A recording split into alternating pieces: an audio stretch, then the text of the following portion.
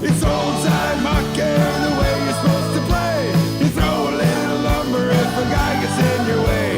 You play like Gordie Howe or Eddie fucking Shore. We can't all be Gretzky, some news or Bobby Orr's. Hey!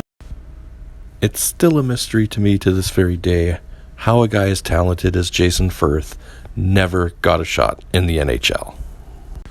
To say that Jason Firth was a talented young hockey player is an understatement. Firth would play 2 years in the Central Junior Hockey League of Ontario, playing for the Ottawa Junior Senators. In his first season, he would play 54 games and score 56 points. The following year, he would more than double those numbers, playing in 53 games, scoring 39 times, and getting 87 assists for 126 points. It was the following year that he was drafted in the OHL priority draft by the Kitchener Rangers. During his first season in the OHL, he would play in 56 games, scoring 31 times and getting 67 points. Good enough for third in team scoring as a rookie in the OHL. During the 89-90 season, his point totals would increase. Playing in 63 games, he would score 36 times and have 64 assists for 100 points on the season. Once again being third in team scoring and 11th in the entire OHL. The Kitchener Rangers would go on to play in the Memorial Cup, where Firth would play 17 games and score 22 points. Even though the Rangers lost the Memorial Cup that year, Firth did pick up the George Parsons Trophy for sportsmanship in the Memorial Cup tournament. The following year, Firth would lead the Kitchener Rangers in scoring with 41 goals and 71 assists for 112 points, finishing 6th in the OHL. This would catch the attention of NHL scouts, but astonishingly, Firth went in the 10th round, 208th overall, to the Detroit Red Wings in the 91 NHL entry draft. I fail to see how guys like Trevor Halverson and Nicholas Sundblad and Alex Stoyanov, who scored far less points than Firth did in their junior years, were selected in the first round and barely played in the NHL.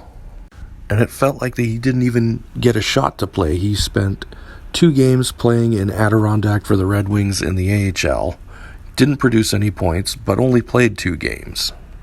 He was sent back down to North Bay that year and played in 53 games in the OHL, scoring 25 times and getting 72 assists for 97 points.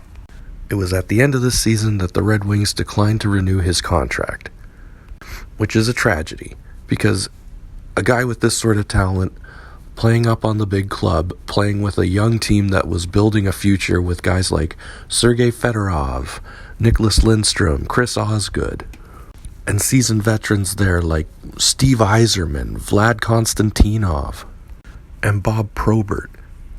Firth would have fit right in, as he wasn't a small player standing at 5'11" and 186 pounds. He was a bigger guy, definitely not the biggest on the team, but he could put the puck in the net and get loads of assists along the way. Firth would get another shot at the NHL, this time in '93, signing with the Ottawa Senators. He would play 4 games in New Haven in the AHL for the Senators Junior Club, this time only getting 1 assist during his 4-game stint. He was sent down to the Colonial Hockey League for the Thunder Bay Thunderhawks, playing in 49 games, scoring 36 goals, 64 assists for 100 points. He would lead the team in points that year and take them into the playoffs, where they would lose in the second round, but not without playing 11 games and getting 17 points.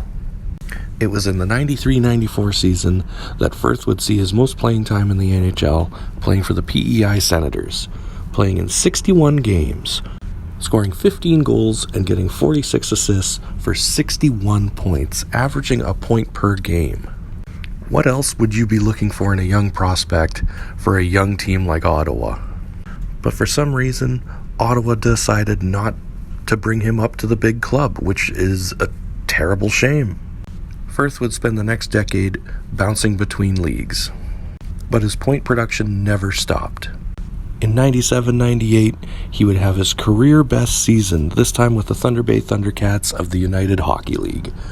Playing in 69 games, he would score 63 times and get 99 assists for 162 points. Firth would finish his run in the United League with 357 goals, 732 assists for a total of 1,089 points. The career highest totals ever recorded in the UHL for both assists and points. In 2005, he would finish his career with a total of 449 goals, 921 assists for 1,370 points, making him the 10th leading scorer in minor hockey history. Firth would finish his career off by leading the Thunder Bay Bombers to the 2005 Allen Cup Championship, going on to represent Canada in the Hungarian Cup. Firth's hockey journey wasn't finished there. As of 2016, he has been the assistant coach of the Lakehead University Thunderwolves and remained an assistant coach until the end of the 2018-2019 season, retiring from hockey altogether. Firth definitely should have gotten a shot at the NHL. No question about it. Whether it was his attitude or the coaches saw something in him that they didn't like, it'll just remain one of those hockey mysteries. It's old time hockey, the way you're supposed to play. You throw it